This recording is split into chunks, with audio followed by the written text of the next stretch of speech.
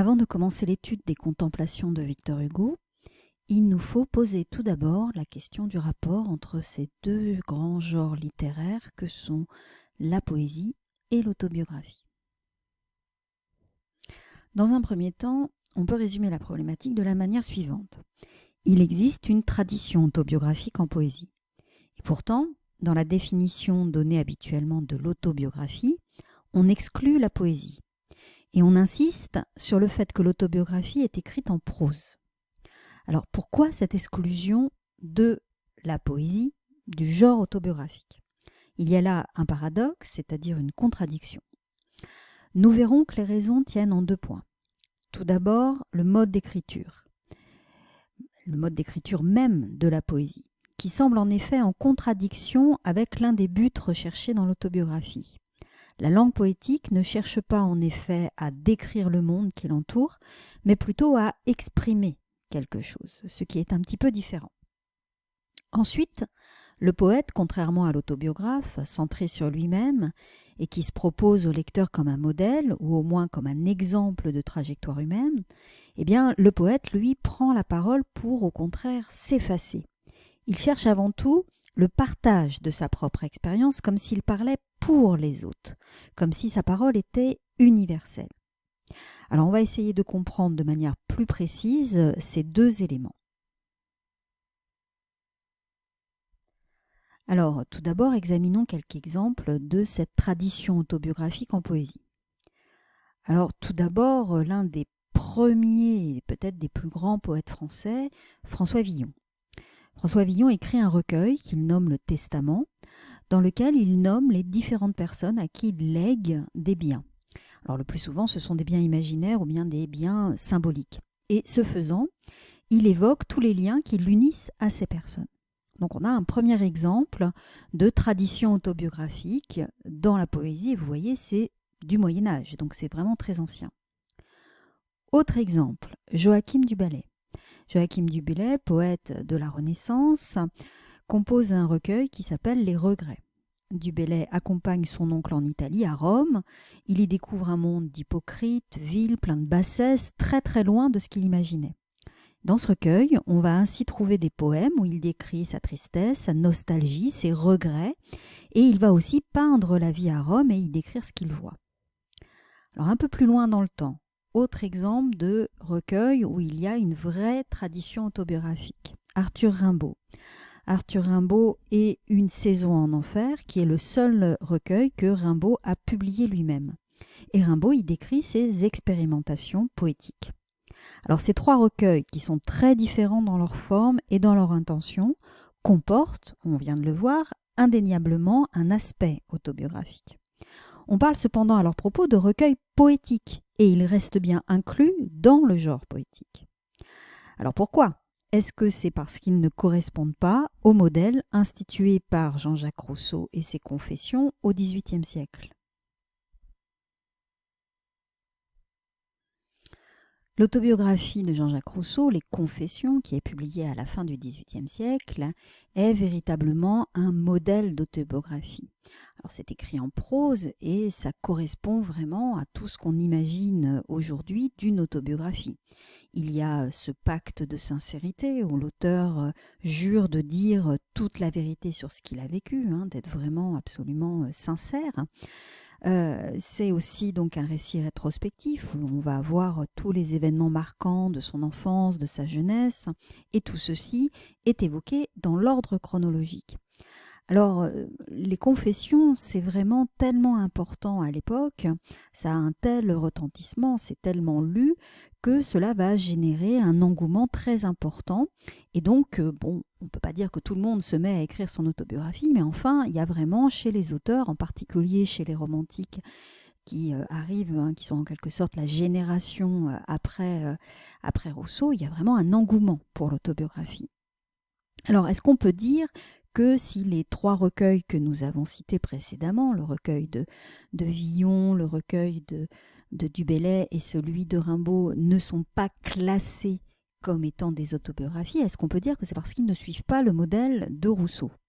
Eh bien, en fait, si on prend des modèles différents, si on prend des recueils du XXe siècle, avec des auteurs qui sont donc beaucoup plus habitués à ce modèle d'autobiographie institué par Rousseau, par exemple, si on prend quelqu'un comme Raymond Queneau avec Chêne et Chien, eh bien, on va avoir une correspondance beaucoup plus nette.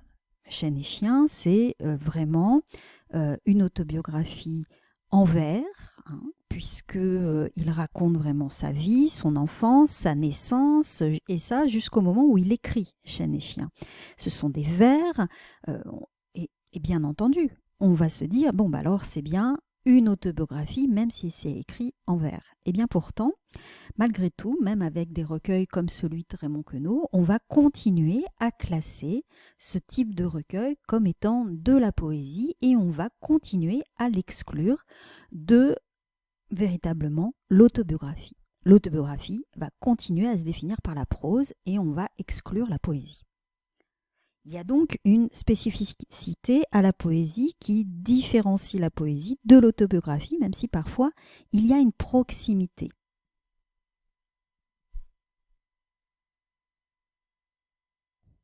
Alors si on continue d'exclure la poésie de la définition donnée par Philippe Lejeune, c'est bien en fait parce qu'il est impossible de nier la différence entre d'un côté la prose et de l'autre le langage poétique.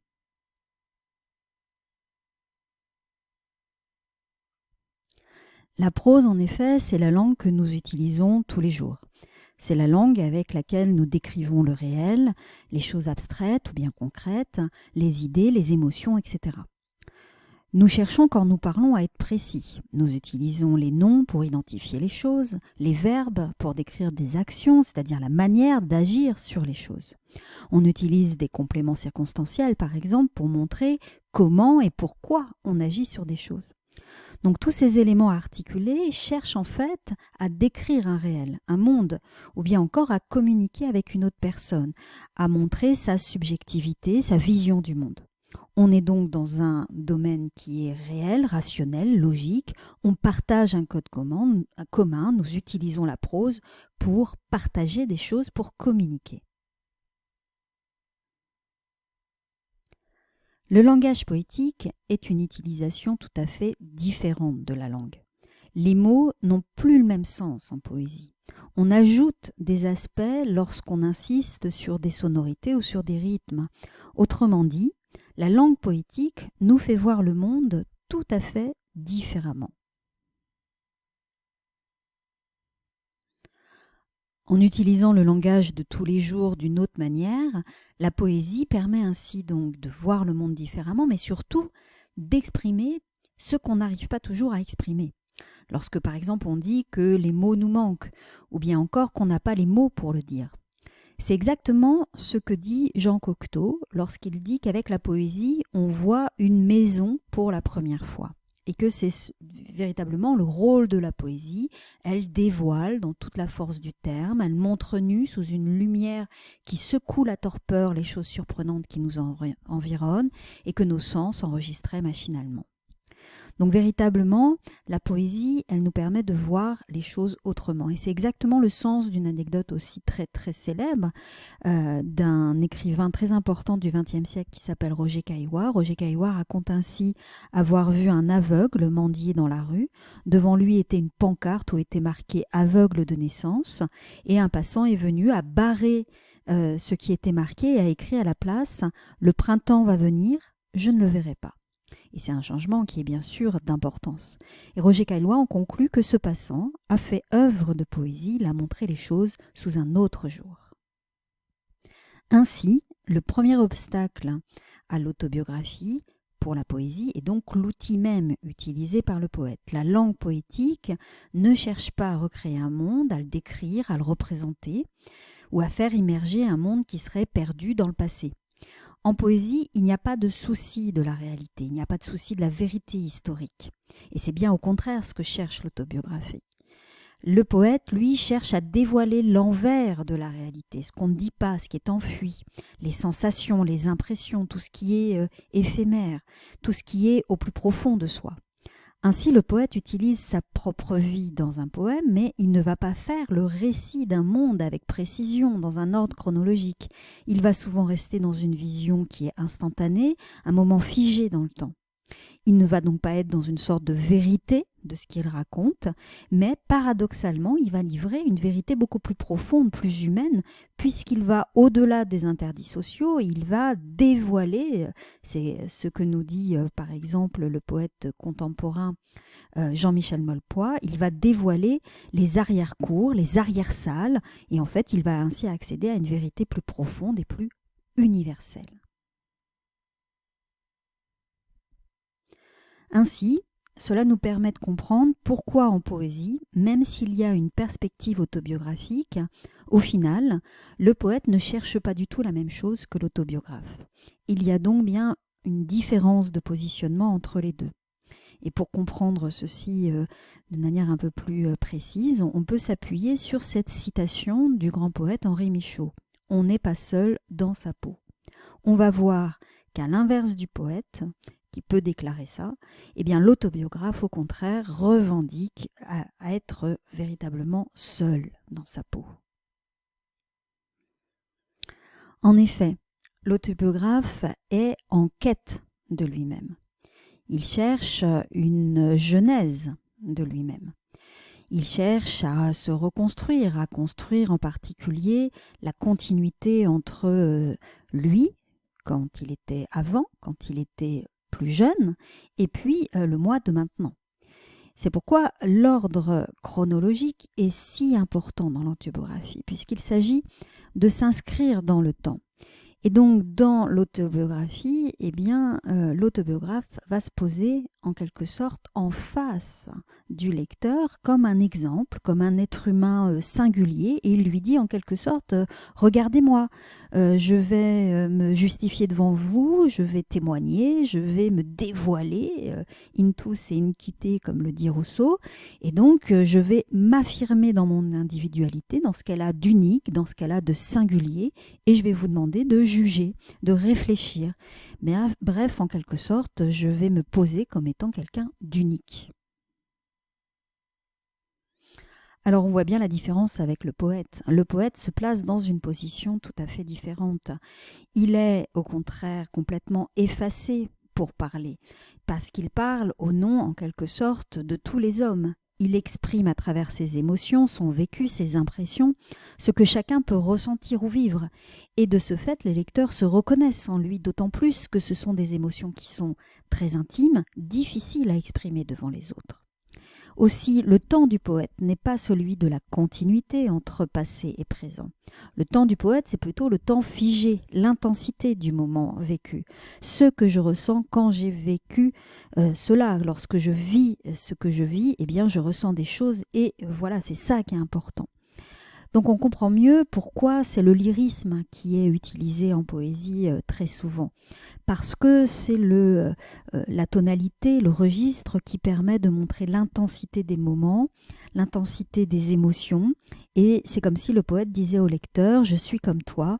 Quand je parle, ma parole est en quelque sorte universelle, elle concerne tous les hommes et pas seulement moi. »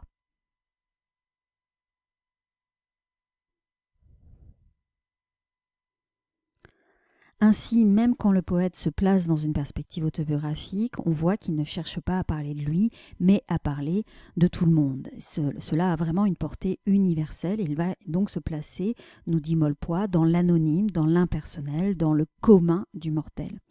Et il ajoute que quelque part, le poète part de l'ignorance de ce que nous sommes. Puisque le temps passe, puisque nous changeons, puisque même quand on a l'impression de bien se connaître, on peut être amené à faire des choses qui sont tout à fait inhabituelles, à devenir un héros ou bien à devenir un monstre, eh bien, effectivement, il y a une sorte d'effroi à comprendre qu'on ne se connaît pas. Et qu'en plus, on n'a pas les mots pour le dire. Et donc, nous dit Molpoy, eh bien, l'autobiographie en poésie, elle va chercher justement à se mettre à la place de tout ce qu'on ne peut pas savoir et donc à parler d'une manière universelle. Alors c'est pourquoi les deux genres poésie-autobiographie restent bien différenciés et que même lorsqu'un poète va utiliser des éléments autobiographiques, eh bien la poésie, la dimension poétique va rester prépondérante. Et Hugo, quand il écrit les Contemplations, est tout à fait conscient de cet aspect.